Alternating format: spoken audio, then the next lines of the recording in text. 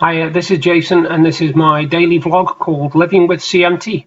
I hope you enjoy.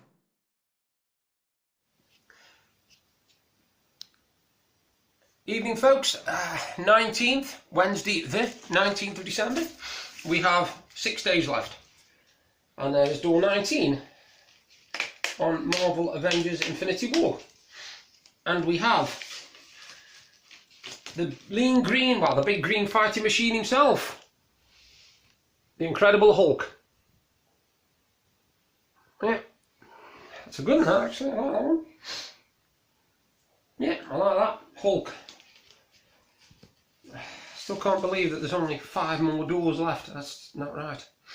That's gone really quick. Anyway, that one's done.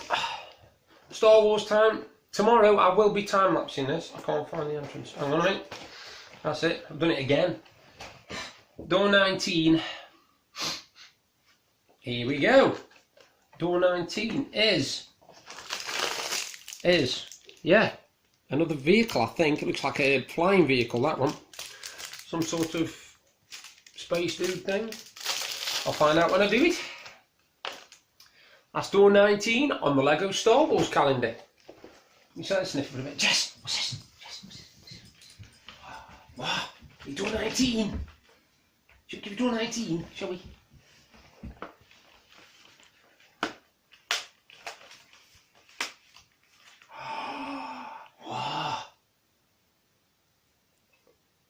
What? Okay. Let's get it out. Let's see what we've got. Oh, it's a Santa's helper. Elf. Ish. Do you want an elf? Want it? Do you want me to pass it you, or do you want to help your elf? Okay, it was a bad joke. There you go. Sorry about that. There's a good girl. Come in. Some bits, look. Chocolate bits. Chocolate bits. Me. Chocolate bits. Chocolate bits. Chocolate bits. Yeah, chocolate bits. That's the dog's advent calendar done. Day 19. Do you want sausage? Are you sure? Just pour that. Here's one. I didn't say Janet, did I? Didn't say. What are you doing? Up. Up. Up. Ow. Yeah, she didn't like that. Ow, me mum. Evening, folks. Wednesday, the 19th of December. Busy day today. It has been, but luckily we've had a bit of help because we were due to go to the big Tesco today, and as you can see from my Facebook post earlier, we did actually get there. But luckily, my sister and my brother-in-law, they took us up. And when we were finished, we ended up with a really, really heavy bag. And Deb's back's been playing quite chronic, actually. She's been doing a hell of a lot, because obviously I can't do much. And she's been doing a hell of a lot, and her back's really playing her up. So we got in touch with my brother-in-law and asked if he could come and fetch us, and he jumped at it. He said, yeah, no problem at all. And so that's really, really helped us out. I've spent the afternoon, sorry about that. I've spent the afternoon doing surveys, talking to people, sorting stuff out on the internet, and Deb's been baking. She's been baking. She's been making her mince pie cupcakes. Called mincemeat cupcakes, and they are very, very, very, very nice. I'll tell you.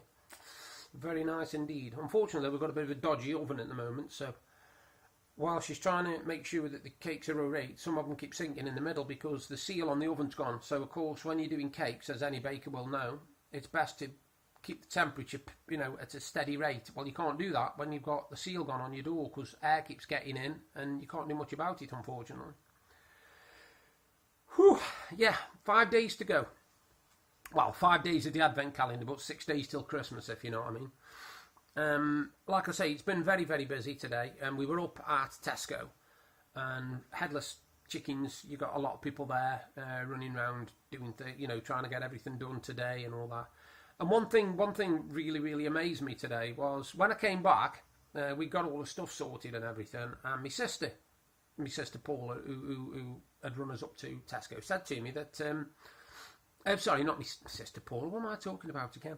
Sorry, my mother rang me and said that she'd been shopping, and while she was down there, some bloke had been complaining about the dates on things because he was trying to buy things like fresh veg, tomatoes, you know, and all sorts of stuff like this, but he was complaining that they wouldn't last till after Christmas. Well, there's nearly a week to go to Christmas, so how was he expecting stuff, veg, especially veg, fresh veg and fresh tomatoes? Why was he expecting the dates to be any different than during the year? You don't normally buy tomatoes and expect them last 2 weeks, do you? So I don't know what he was expecting or what people are expecting, because he's not the only one doing it. People are complaining about the dates on fresh produce, saying that it won't last till Christmas.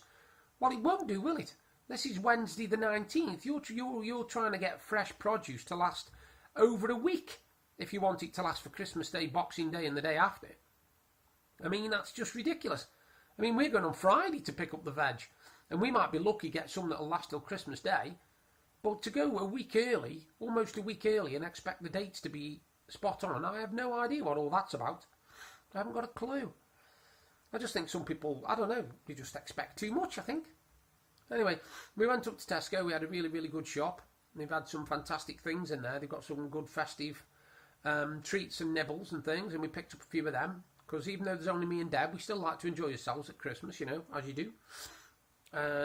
That's the last big shop we're doing now before Christmas. We've got little bits to get. We're going town tomorrow, and then we're going to get the veg on Friday. But after that, we should be almost done. We shouldn't actually need to go out, because we never go out Christmas Eve, we don't go out Christmas Day, and we don't go out Boxing Day. We literally camp in the house, because what's the point, really? You know, I mean, fair enough, I know people go down to the Boxing Day sales, but it's not our thing, that isn't, at all. You know, because a lot of Boxing Day sales basically consist of the same prices they were 2 weeks ago before Christmas. Do you know what I mean? They're not as good as people make out, unfortunately. Anyway, last night after my video, we decided we were going to settle down and watch some TV. Now, originally we were going to watch Call the Midwife, the last season, because we haven't seen it. And we went on to Netflix, and it had been taken off there. There was only 6 seasons on. We went on to BBC iPlayer and Virgin On Demand. Again, you couldn't get season 8 for love nor money. So we couldn't get it. So in the end, we ended up watching the last series that's been on of Doc Martin. And I'm sorry, but I know a lot of people say it's boring and all that, but we think it's hilarious. The characters in it are like something out of a fantasy book. They really are. I mean, you would not want to live in a village with characters like they are. They've got a policeman who you wouldn't put in charge of a 5-year-old's tea party. Let's be honest, he is very, very, yeah.